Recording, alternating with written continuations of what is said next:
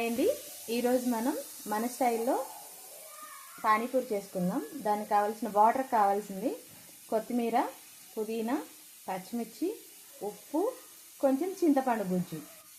మొత్తం మెత్తగా మిక్సీ కొట్టుకుందాం. ఇలా వేసుకొని ఒకసారి సాల్ట్ అంతా సరిపోయిందేమో చూసుకొని లెవెల్గా ఉంటే వదిలేయండి, లేదా ఏమైనా పడితే కొంచెం వేసేసుకోండి. చూడండి, ఇవి నానబెట్టుకొని కుక్కర్లో వేసుకుంటే 3 విజిల్స్ రావాలి, లేదా డైరెక్ట్ పెట్టుకున్నామంటే 5 విజిల్ వస్తే ఉడికిపోద్ది. ఉడికించుకున్న తర్వాత వీటిని కొంచెం కచ్చాపచ్చగా మెతుక్కోవాలి. చూడండి, ముందుగా స్టవ్ వెలిగించుకొని ఆయిల్ వేసుకుందాం. 1 స్పూన్ ఆయిల్ సరిపోతుంది. ఆయిల్ వేడయ్యాక కొంచెం పచ్చిమిర్చి, కొన్ని ఆనియన్స్ వేయాక టమాటా వేసుకుందాం.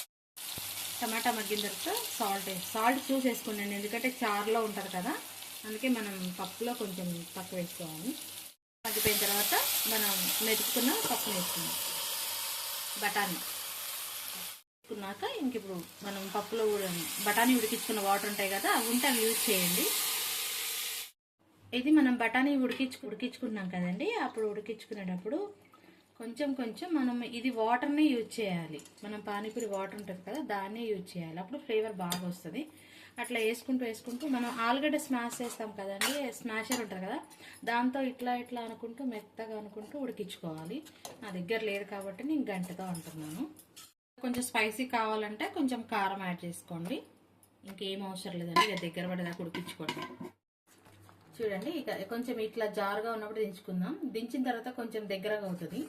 ఈ స్టేజ్లో మనం కొత్తిమీర వేసుకుంటే బాగుంటుంది.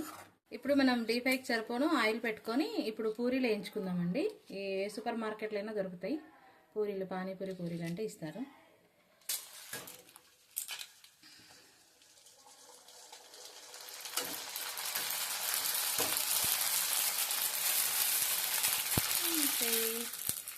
అయిపోయినాయి.